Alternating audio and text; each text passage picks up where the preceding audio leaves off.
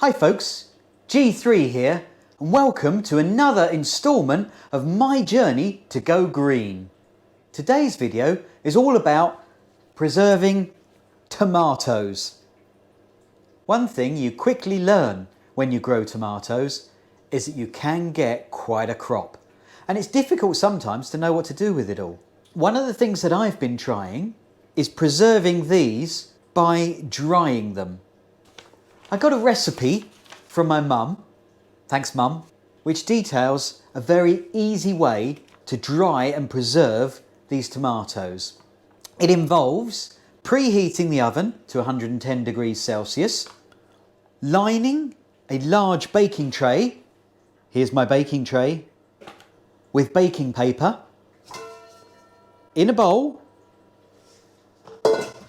I'm going to combine my tomatoes, olive oil and oregano and a bit of pepper as well. I am cutting my tomatoes in half and measuring them just so I know how much I've got, and I can use an appropriate amount of oil and oregano depending on how much I've got. I will arrange the tomatoes face up within the tray on the baking parchment, and they'll then go in the oven for, well, 4 to 5 hours. I think last time I did this, I actually ended up doing it for 6 hours to make sure that they were fully dried. So the first thing that I'm doing is cutting the tomatoes in half and placing them in my jug so that I know exactly how much I've got. And I'm taking off the green tops. You don't want those, obviously, within there. So I'm removing those. I'm just cutting all the ripe tomatoes that I have. So that's 3 pints of tomatoes into my bowl. And I'm just going to complete the rest of these. Right, there's another 2 pints, so that's 5 pints in total. And they are all in the bowl. I'm going to line a couple of trays with baking paper. I have 2 trays lined. That will sit down once it's got the weight of tomatoes on it. The next step, there is 1 tablespoon of olive oil to be added for 2 pints of tomatoes.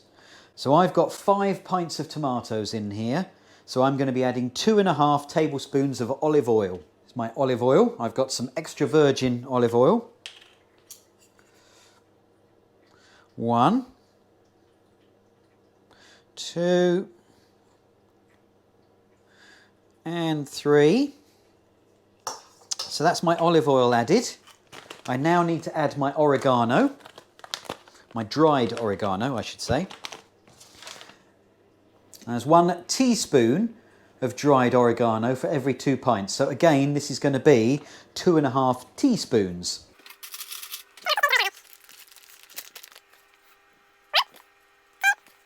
Now I'm using heaped teaspoons because I like the oregano. And finally,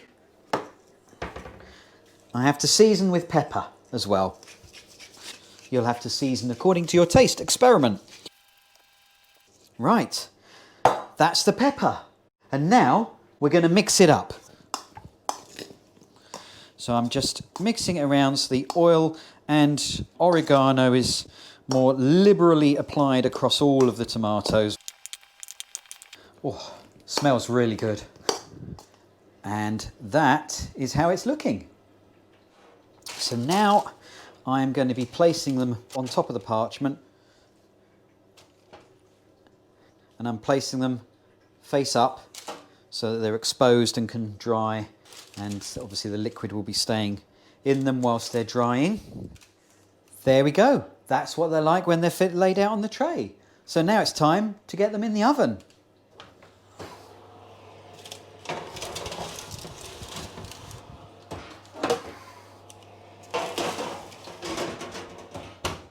We'll leave them in there for 5 hours and see how they're doing.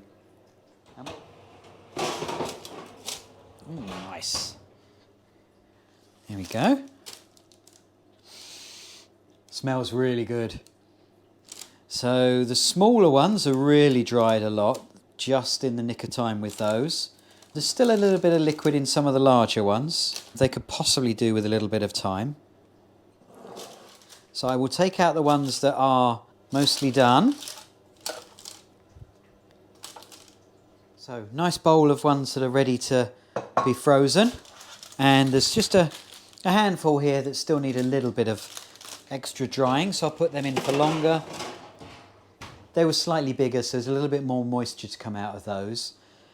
Won't take them long and they'll be ready. So when these are fully cooled down, I will add them in here, and this has come from the freezer. And you'll see how they are, that I've got a nice selection of frozen dried tomatoes, so I can just grab a handful when I need them in my cooking, such as a pasta dish or similar. Now, this is a plastic bag. It's one that I already have, and as I say, this is a journey for me. I'm learning about things as I go and trying to find ways of changing it. I do now have an alternative bag that is compostable, so I'll be using those. But there's no sense in me throwing away everything that is still usable at the moment, so I'll continue to use this plastic bag while I can. But this is a nice bag of dried tomatoes that I keep in the freezer. I'll add these to it when they've cooled down, and also the ones that are in the oven I will put in there as well. So that's it for today. How to preserve the glut of tomatoes you've got after growing so many in the garden. Dry them with some herbs, and then you can store them in the freezer and bring them out when you need to. As always, don't forget to like the video, subscribe to the channel, and click the bell icon so that you get notified whenever I load up a new video. Well, thanks for watching. Till next time, bye.